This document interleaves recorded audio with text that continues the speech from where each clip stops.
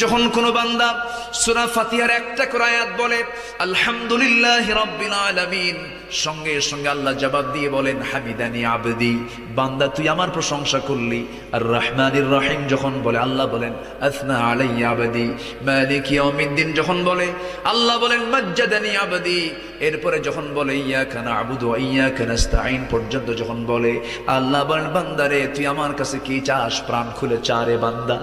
ইহদিনাস সিরাতাল মুস্তাকিম থেকে শুরু করে নিয়া ওয়ালাদ-দাল্লিন পর্যন্ত যখন বান্দা বলে তখন আল্লাহ বলেন বান্দা নামাজের মধ্যে এমন প্রেমের খেলা খেললি বান্দা, তুই যা চাইলি সব আমি আল্লাহ কবুল করলাম। ওই বান্দা যখন রুকুতে যায় আল্লাহ তখন অস্থির হন।